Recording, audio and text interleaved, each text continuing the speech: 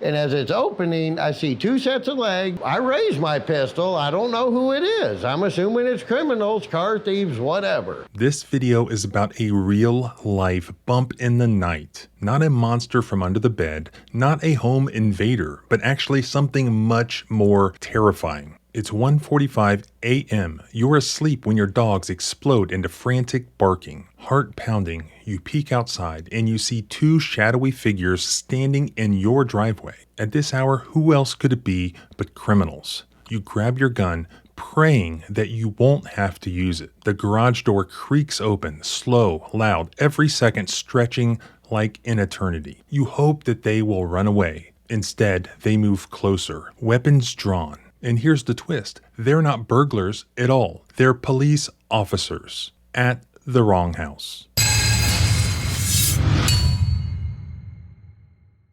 What I just described isn't a movie plot. It actually happened just a few nights ago in Grand Prairie, Texas. At about 1:45 a.m., police responded to a 911 call. But because of a dispatch error, officers went to the wrong house. Within moments, shots were fired, and the homeowner, Mr. Simpson, was hit in the leg. Now here's where it gets complicated. The police say that the homeowner pointed a gun at them, and they want him charged with aggravated assault on a peace officer. But Simpson says that he was just defending his home, exercising his rights under the Texas Castle Doctrine, and of course his natural right of self-defense. So let's start with the facts. Grand Prairie Police received a 911 call about a disturbance just after 1:45 in the morning. But here's the problem. The computer-aided dispatch system autofilled the wrong address. So instead of going to the actual location of the disturbance, officers wound up at the home of this man named Thomas Simpson. I am grateful everybody is alive. His dogs began barking, waking him up. Thinking intruders were outside, Simpson grabbed his .45 caliber handgun and he went to investigate. Simpson said that officers never announced themselves and he thought that they were criminals at first. He began to open his garage door, handgun still in his hand. I grab my pistol, open this door, and as it's opening, I see two sets of legs on the other side in my driveway. So I raise my pistol. I don't know who it is. I'm assuming it's criminals, car thieves, whatever. As the garage door is opening, and it gets to a certain point, eventually he realizes that they are police officers. And he says that he then dropped his gun before any shots were fired. Once I saw the sign off their badge from the lights, I tossed it to the side. But then the cops started shooting anyways, firing 8 rounds at him. I get shot in the leg, I drop to the ground to comply, and then they open fire inside the garage after I'm on the ground trying to comply. 7 of which missed, fortunately, but 1 round did hit him in the leg. They entered here and exited back here. Got the one there, one down there, over in the wall there. Simpson was extremely concerned that the errant rounds fired by the police officers going through the walls of his home could have killed or injured one of his sleeping family members. Here's one that they missed. My nephew was on the other side of this wall. He's lucky he didn't get hit. My wife in bed, and those shots are going straight towards her. So I was terrified that she got shot while she's in bed. I was scared he was actually gonna die, that I was actually gonna lose my father. Then after they shot him, eventually the cops realized that they were at the wrong residence. Now let's talk about the legal issues because they are significant. Texas has one of the strongest so-called Castle Doctrine statutes in the country. Under Texas Penal Code Section 9.32, a person is justified in using deadly force to protect themselves against what they reasonably believe is an unlawful and immediate threat inside their home. So if Mr. Simpson reasonably believed that intruders were outside and about to break into his home, his decision to be armed and even raise the firearm towards the potential threat was arguably protected, and he would have a potential defense rooted in Texas state law. As he explained, he didn't know that they were police. He thought he was defending his family. From the officer's perspective, they saw a man point a gun at them.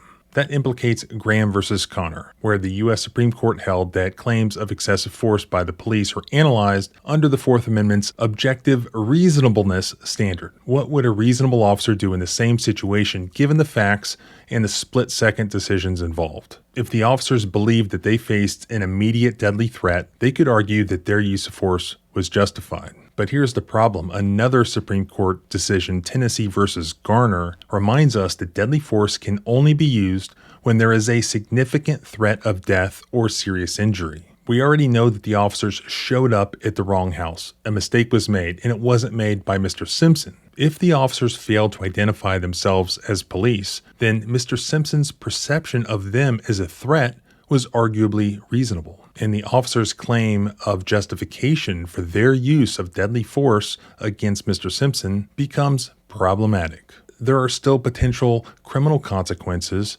for Mr. Simpson. Grand Prairie Police want Simpson charged with aggravated assault with a deadly weapon against a police officer. But legally, the prosecution must prove that Simpson knew that he was pointing a gun at the police. If officers didn't announce themselves, then Mr. Simpson's belief that he was facing potential intruders completely undercuts the knowing element that is required to get a conviction. And ultimately, in Texas, a grand jury will decide whether or not charges move forward. And if those grand jurors think that Mr. Simpson was defending his home in good faith, hopefully they will refuse to indict him. Mr. Simpson has already signaled his intent to sue. Under Section 1983, he can argue that his Fourth Amendment rights were violated through excessive force and an unlawful seizure. I don't believe the officers will be entitled to qualified immunity. And here's why. Whether a suspect is armed is often the key factor in determining if a threat to a police officer justifies the use of deadly force. This is true even if, in fact, the suspect did not actually have a gun. But according to the Fifth Circuit, even when a suspect is armed, however,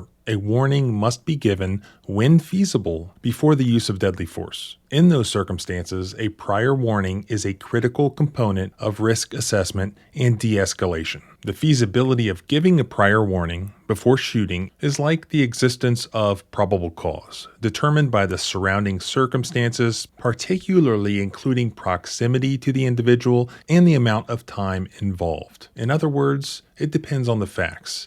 So it's for a jury to decide in the end and not a judge. Here, the officers did not have a warrant. The only justification for their entering this garage would be a belief that an emergency was occurring. That belief may or may not have been reasonable given the specific explanation for how that mistake occurred and who made it. Also, it could depend on the substance of the 911 call that brought the officers to that house in the first place. Was it of a serious nature and very specific, or was it alleging something very minor and very vague? We don't know these facts yet, though the government does, and they haven't released them. Did these officers identify themselves as the police? And did they give a warning before they started firing? The law in the Fifth Circuit does require them to do so if feasible. Lastly, and most importantly, did Mr. Simpson actually drop the gun before the officers began firing? He says that he did. Hopefully, the officers were wearing body cam and the video footage can give us the truth, which will likely be determinative here.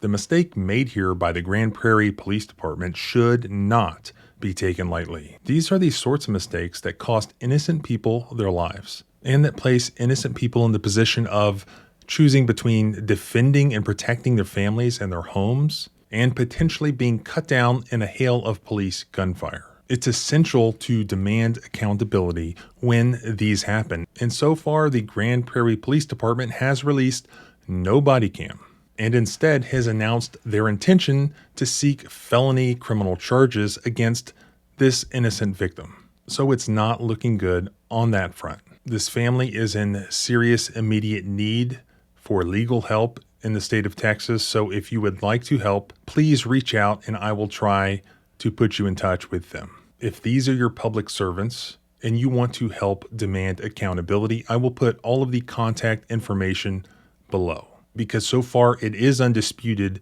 that they screwed up. They went to an innocent person's house. Well, an innocent family's house. And at the very least, they should step up and apologize for that and make things right, not seek to retaliate. If I hear anything else, I will update, and you can follow along by subscribing both here and at the blog at thecivilrightslawyer.com. You can follow me on X at JohnBryanESQ. Our rights don't end where your fear begins. Freedom is scary. Deal with it.